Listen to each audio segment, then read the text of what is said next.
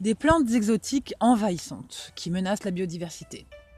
Une plante exotique envahissante est une plante qui provient d'un autre territoire et qui prolifère au détriment de la flore locale.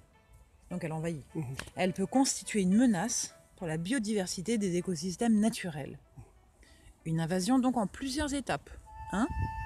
L'introduction. En France, la plupart des plantes exotiques ont été introduites à des fins ornementales. Décoration de jardin, espace vert. Étape numéro 2, la naturalisation. Une fois introduites, certaines espèces se naturalisent, comme les arbres. C'est-à-dire qu'elles parviennent à se maintenir et se reproduire dans les milieux naturels. 3. L'invasion. Ah oui, on est complètement dedans. Naturaliser. Les plantes prolifèrent en fonction de leur pouvoir de dissémination. En quelques chiffres, sur le bassin d'Arcachon, on trouve plus de 100 espèces exotiques naturalisées présentes, dont une douzaine invasives avérées, Baccharis, Jussis, Robinet faux acacia, une trentaine potentielles, le yucca, l'herbe de la pampa, et une soixantaine à surveiller, mimosa, chêne rouge d'Amérique, etc. Agissons donc ensemble, parce que seule la Jussie est interdite à la vente. Alors soyons vigilants et renseignez-vous avant toute plantation. Privilégiez les essences indigènes d'origine locale. Pourquoi ? Parce qu'il faut savoir que l'herbe de la pampa, elle s'échappe des jardins dans lesquels elle a été largement plantée à partir des années 1980. Elle colonise les espaces naturels plutôt ouverts.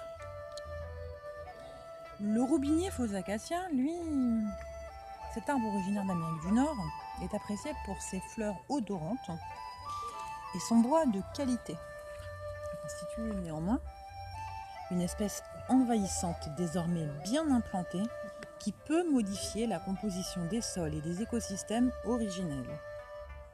Enfin, le Baccharis. Lui, originaire également d'Amérique du Nord, il a été introduit en France à la fin du bâton-croix siècle. Il est aussi appelé faux cotonnier, car sa fructification ravelle le coton.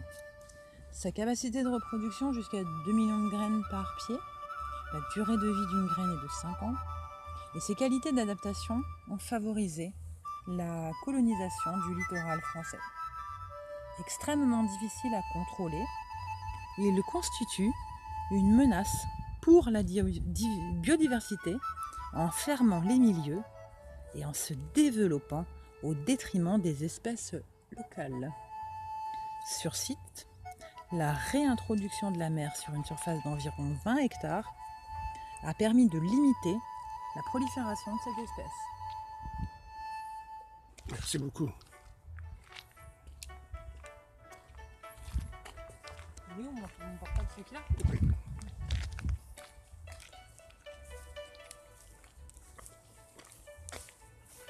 Hey, come on. Come on. Yeah, come on.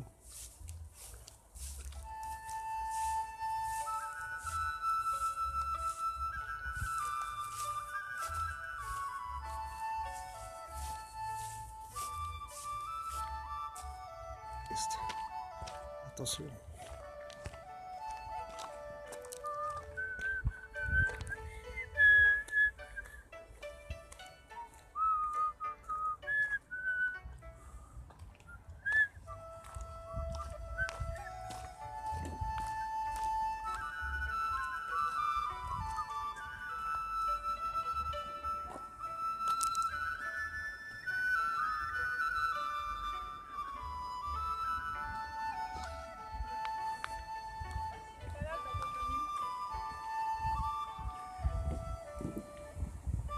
Regarde un bateau, lui.